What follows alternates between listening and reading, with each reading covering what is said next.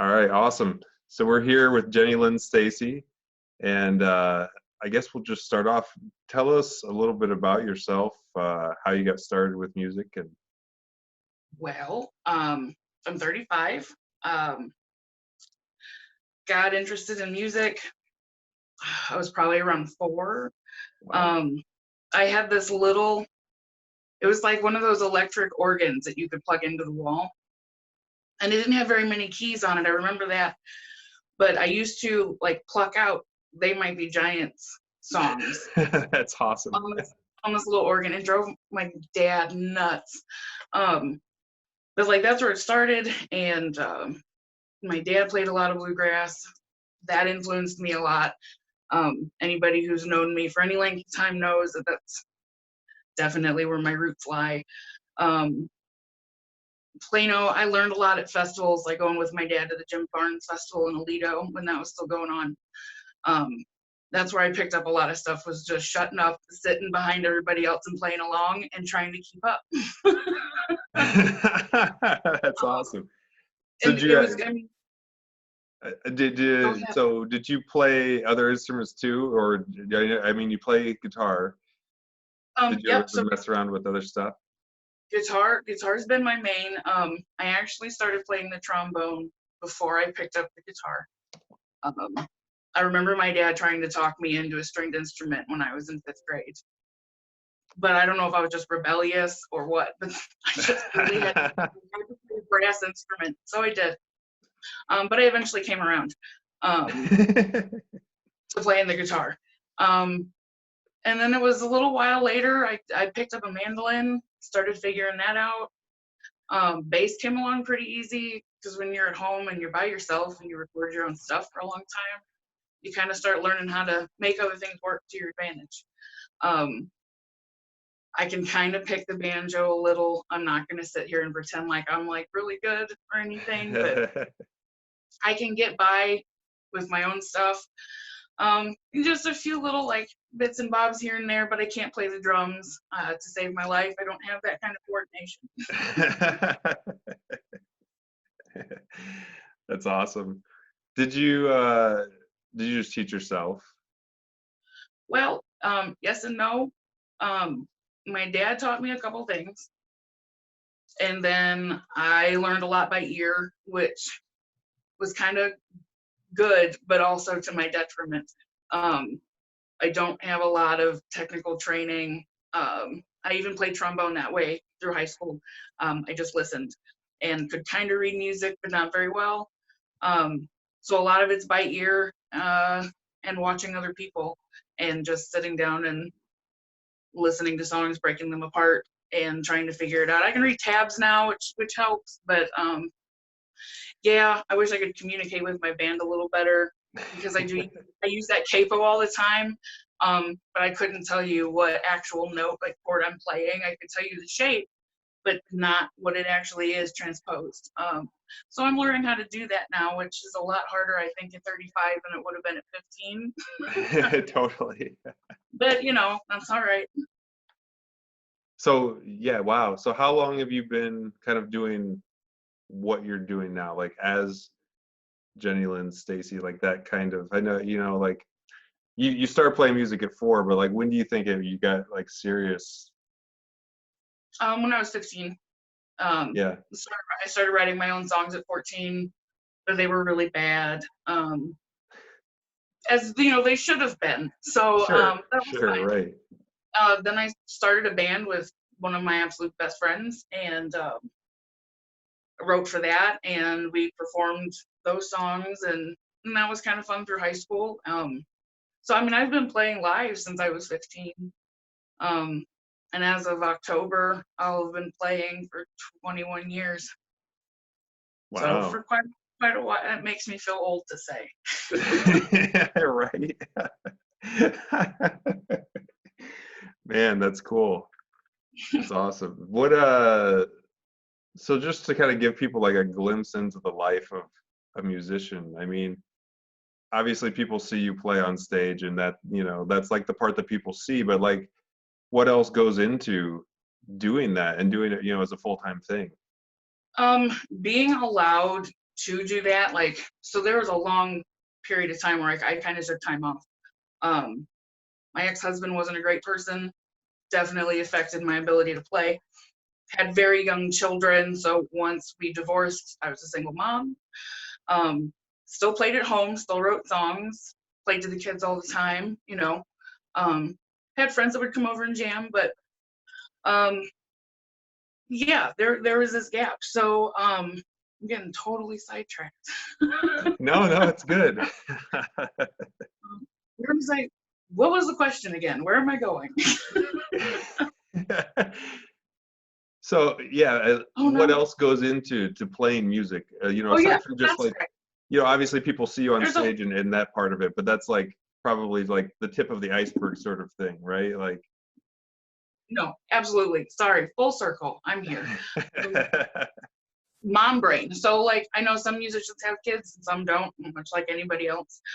So I think the fact that I have kids definitely plays into what my day-to-day looks like, which might be different than what people might think.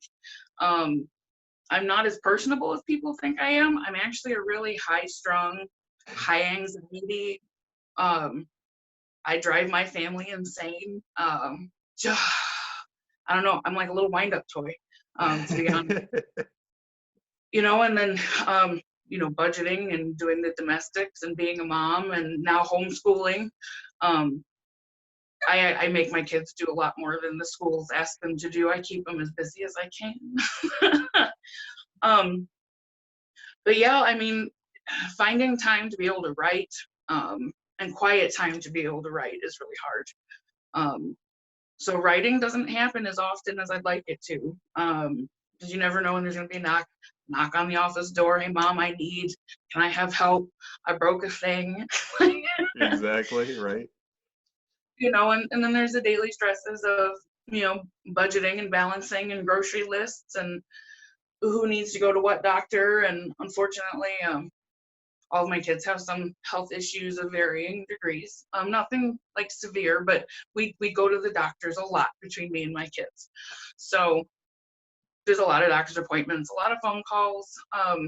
My life is really busy for being not a full-time musician because that kind of slowed down over this last year a little bit because I needed some time to deal with some family stuff. But even being like a part-time musician, I definitely relied on that income. And then Z and I also run the sound production company. So that's a whole nother side of my life that people don't really know about unless they happen to be at a show I'm running lights at. Yeah. All of those shows have been canceled up like through September. So our life is not as busy as it normally would be. So my day to day right now looks like, I mean, I'm a full-time, full-service mom. All the time. There's I'm doing things that like we normally wouldn't have time for. So it's actually been a lot of fun. So I haven't found a lot of time to write or really work on some stuff, but I am doing this really cool cover, but I can't say what it is yet. Nice. And I know I don't do covers very often, but it's a real weird one. I can't wait. I'm excited. That's awesome. So I've seen a couple of your live streams that you've been doing. How's that Yeah, been going? Like, is it weird for you to do that without like a live audience or like? it's super weird. The first time I did it with any like seriousness, because it started with Socially Distant Fest, and a friend of mine was like, "Hey, you should throw a video up and just see what happens." Uh-huh. I did. It went pretty okay. I wrote a song over the weekend, which was actually really cool. And that song, I think I'm at like 8,500 views, which is the most I think I've ever Wow. acquired. That's Um, insane. blew, it blew my mind. Like, I know that's not viral by any means, but in my tiny bubble, it super is. It is. So Yeah, yeah, no. that was freaking fantastic. And I was getting these personal messages from people that just, I had to screenshot them and I've tucked them away into a folder for a rainy day when I'm feeling That's real great. bad. Just to get so much support. But yeah, it was really weird. The first time I sat down to do like a 2-hour set. And like having to read the comments and it's definitely progressed because it started with just my phone and putting the live feed up on the bigger computer screen so I could read comments. And now Z hooks everything up, runs everything through a board, and we've got the Oh yeah. movers, fog machine, and everything. A fog machine. Wow. It's really progressed. I haven't seen that yet. We did a Halloween episode. So we were in our haunt makeup from because we work in the haunted house at Skellington Manor. So we put on our haunt gear, and I dug out all my Halloween decorations, and we had a blast. That's awesome. I'll have to see if I can find that. I can send you a link when we're done. It's different. That's but cool. yeah, not having a live audience is a little weird. But it's also kind of nice because you're at home, and I'm such an anxious person at live shows. So anxious. So being at home helps a lot with that anxiety. And I feel like my stage presence is a lot better from my own office than it would be, say your place or like a Ribco or something. Sure. I don't throw up before I play when I'm at home. That's good. So do you think you'll continue doing it after, even after this is over and Absolutely. things are going back to normal? I feel incredibly foolish that I didn't look for this platform sooner. It's hard and it's easy. Finding the right times, when you should post and stuff. There's definitely following the algorithm and making sure your posts are containing certain words. I mean, that side of it's kind of a pain in the butt. But if all you have is 10 minutes and you want to throw a song up, you can. And then that's all it has to do is take up 10 minutes of your day. If you can't sleep and you want to hop on at 2 a.m. for 2.5 hours, you can do that too. I think it opens up a lot of flexibility. And I have reached such a wide audience this way that made it really hard to do. It's not easy to tour. There's 5 of us. Right. We all have different schedules, and we were just starting to get to that point of pinning it down before all of this blew up. So that really sucked. But now we have places where we can go. I've made really good connections and people who want us to come play in places that I didn't even think to go to. So yeah, there's some silver lining, which there's it's weird having silver lining coming from such a terrible situation. That's my own internal struggle. So. No, that's awesome. That's cool. It's been a wild ride, man. So what are you thinking, I don't know. Yeah, what's your plans as far as writing this out? Just continue doing this, and then I mean, things I mean, yeah. So I'm a high risk person, so seeing my band is not an option for me right now. Having people come into my home is not an option right now. Yeah. I'm doing the curbside concerts on Wednesday through RME. But I hear people have been pretty respectful at maintaining their boundaries, and I'm just gonna go see how it goes. Mm-hmm. And I really want my band to be there, but it's not feasible to move around 5 of us, right, and be in safe proximity. Totally. I'm comfortable, coming to Bishop Hill and doing that, knowing that it's it'll just be a few of us. Safe and responsible. But I think actually getting back out and playing shows the way that we used to, I'm not really sure what that's going to look like or when we should expect it to look like anything. I have no idea. And that it's kind of shitty. I'm not going to lie. Not having a little, my friend, the way she puts it, it's not like we can circle a date on the calendar and, oh, this is when it'll be over. It just goes off and into the distance, and sure, it'll end when it ends. No, right. Yeah, right. Totally. Man. I know, it's no matter which way you tie it, it's always a bummer. that's a huge understatement saying bummer. It's way worse than that. But I've cried a lot over this, and like I think I'm to that point where that limbo state of feeling. I'm not really sure how I'm supposed to feel right now. So I need to write a song about really not knowing how to feel right now. There you go. That's awesome. Yeah, cool. Where can people find more about you?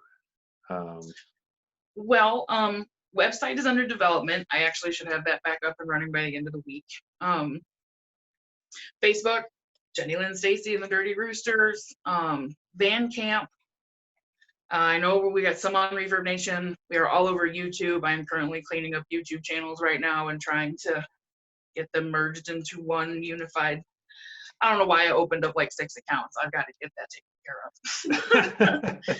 So just trying to get all that squared away. But Facebook is the best place to, I dump everything into Facebook. So anywhere else we're at, it's going to be posted on there. So that's the easiest way to find us. Nice. Perfect. Anything else you want to say before we wrap it up here? When you announced the people that were chosen today, I looked at Z and spilled some profanities, and then I cried for a minute, and then I went and told my mom, and then I cried again. And so I don't even really have words don't even have words for it. It just blows my socks off. So I'm just really you don't have to say anything. That's awesome. Just grateful and appreciative, man. Like, it's such a I'm just glad. I'm glad to, yeah. I'm just glad for it all, really. So. Yeah. No, for real. Yeah. I'm glad. Yeah. It's a bad situation, but I think, we were able to do some good things still. And absolutely. Still have a little bit of fun too, hopefully. For sure. Awesome. All right. Well, hey, have a good night. Hey, Tell Z hi. I will. All right. See ya. Thanks.